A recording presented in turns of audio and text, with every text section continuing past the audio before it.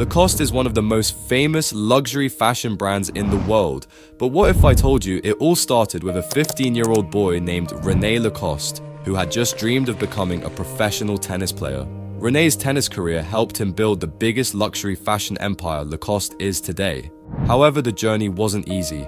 As the brand grew, it faced many problems, and one famous problem was the logo battle with Singapore's Crocodile International Company, which lasted 2 decades. On top of that, it also dealt with some big competitors selling counterfeit products similar to Lacoste. But before we get into that, let's go back to 1904, where it all started.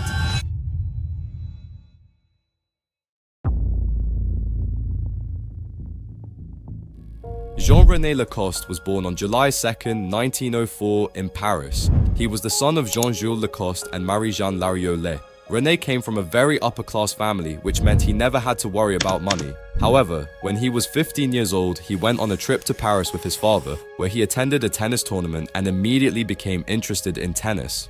When he returned home, René decided he wanted to become a professional tennis player. But when he shared his plans with his father had another plans and wanted him to attend engineering school and become an engineer. First, René's father did not want him to play tennis because he was not as skilled as others. However, after seeing René's passion and talent, he agreed to give him a chance. He gave René 5 years to become a world champion in tennis, and if he did not succeed, René would have to follow his father's plan and become an engineer. René agreed, and he was ready to prove himself. He dedicated 3 years of his life to tennis. In 1922, René participated in his first tournament of his life, a Wimbledon Championships, but unfortunately, he lost in the first round. His first tournament didn't go well because of the pressure from his father to succeed. The next year, in 1923, he got a chance to play in the US Championships, and things went a little bit better this time as he reached the 4th round. But again, luck did not go in his favor, and he lost by a very small margin to Cecil Campbell. Despite all of this, he continued his training. He knew that if he didn't succeed, he had to do what his father wanted, study engineering, even though he didn't want to. So he put all his effort into improving his game. Finally, in 1925, his hard work paid off. He won his first singles title in both French Champions and Wimbledon. Also, in both tournaments, he won the final against his fellow countryman, Jean Borotra. René played alongside Jacques Brugnon, Jean Borotra, and Henri Cochet. Together, the men were so impressive that tennis fans gave them a nickname, the Four Musketeers. By now, René was worthy to play tennis in the eyes of his father, but the next year in 1926, he lost his French title after getting beaten in 3 straight games by Henri Cochet in the final. After that loss, René did not play at Wimbledon. Instead, he spent his time training and improving his tennis skills. In September 1926, he won the US National Championships, with his final match being against Jean Borotra. By winning this match, he was ranked the #1 tennis player of 1926 by the Daily Telegraph. The next year, René was also famous for his inventions. He was praised by people for inventing a tennis ball machine. Besides that, he did some great work in his entire tennis career. But how did all of this connect to the Lacoste brand?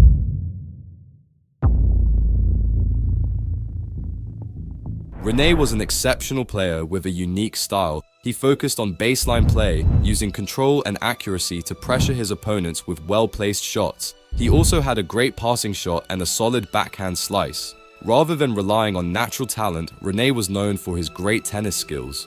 In 1923, René, a rising star in French tennis, was competing in the Davis Cup. Before a match, René's coach promised to buy him a crocodile skin suitcase if he won an important match. Unfortunately, he didn't win the match, but one journalist heard about the bet and gave him the nickname the Crocodile in an article. The nickname stuck, partly because it reflected René's impressive playing style on the court.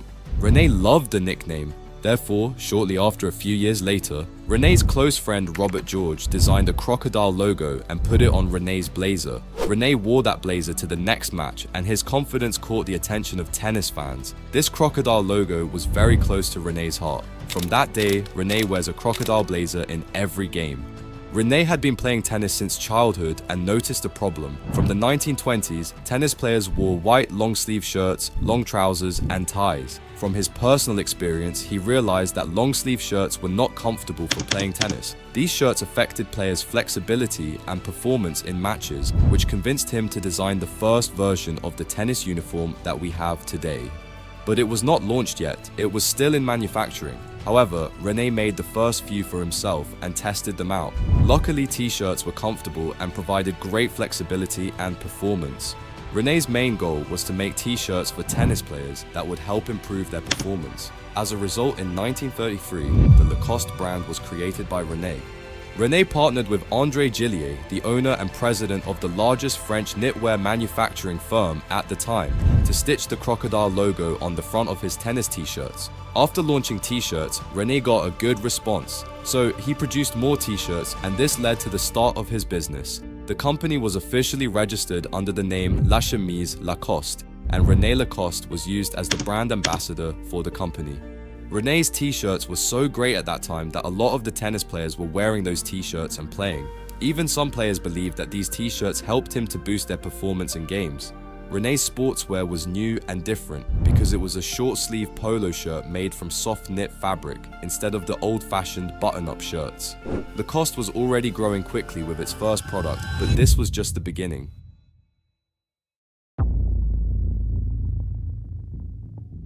However, Lacoste wanted to enter in US market, but its popularity was so great that it couldn't get a license to sell its products under the Lacoste name. Therefore, in 1950, Lacoste partnered with Izod to create a sub-brand called Izod Lacoste, producing Lacoste-branded clothing. Lacoste started with producing white-collared t-shirts only for tennis players, but after partnered with Izod, they even produced other colors of t-shirts. Although René was Lacoste's first brand ambassador, he believed the brand grew because of its famous crocodile logo and its high-quality sportswear and casual clothing.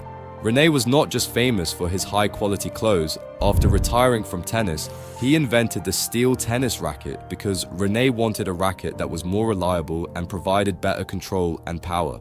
By using steel, he created a stronger, more stable racket that didn't lose its shape over time, which was also used by Jimmy Connors and other top tennis players. By 1963, René had invented many sports products and decided to retire, leaving the business to his son, Bernard Lacoste's hand. Under Bernard's leadership, the company grew even more, selling about 300,000 Lacoste products each year.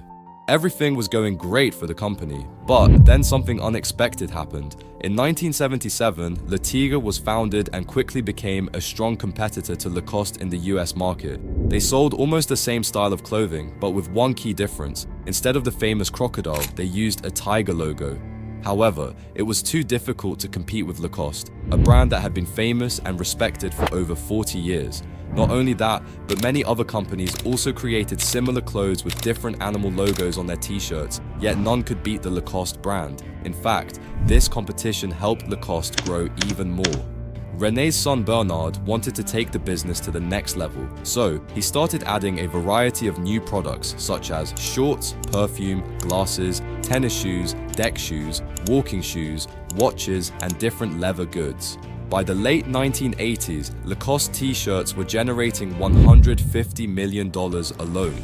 The brand had hit its peak in popularity in the US and was known as a 1980s preppy wardrobe. However, in 1993, Lacoste ended its partnership with Izod because Izod's parent company went bankrupt. The company needed to separate its business to pay off its debts. As a result, Izod's parent company sold its stake back to Lacoste. This problem was just solved, and almost immediately, another tragedy was waiting around the corner. René Lacoste battled with health issues. He suffered from cancer, and sadly, he passed away on October 14, 1996. In the early 2000s, Lacoste expanded into new countries and started making a name for itself in the golf world. They sponsored two-time Masters Tournament champion Jose Maria Olazabal and Scottish golfer Colin Montgomerie. By this time, Lacoste had sold around 50 million products across more than 110 countries.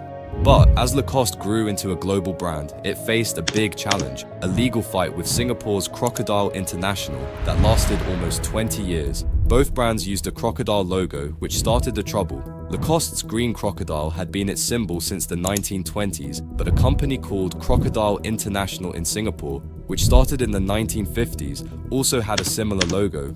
Lacoste argued that Crocodile International's logo was too similar, especially in places like Asia where both brands were popular. They worried people might confuse the two brands. To protect its image, Lacoste took legal action. Crocodile International argued that their logo had been around for years and was different enough. Eventually, after 2 decades, the court made a decision which was in favor of Lacoste. The court decided that the logos were similar but not identical enough to cause any confusion. The decision allowed both brands to continue using their logos but required Crocodile International to make some changes to avoid more confusion. However, in early 2005, another tragedy happened. Bernard Lacoste became very ill and couldn't run the company anymore, so he handed it over to his younger brother, Michel Lacoste. And sadly, next year Bernard passed away in Paris. But the question is, who owns the company today? In 2006, Lacoste started a foundation to help young people with sports, especially in golf and tennis. Michael Lacoste managed the company until 2008 when he handed it over to his daughter, known as René's granddaughter.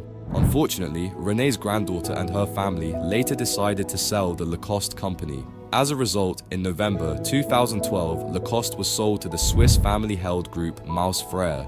Even after the company was sold, it kept doing well and building its reputation. It partnered up with big sports stars like Novak Djokovic, who became a brand ambassador in 2017 and was called the New Crocodile. I'm proud to be the new Crocodile. In 2024, French actor Pierre Ninet also joined as a brand ambassador, keeping up the company's strong presence.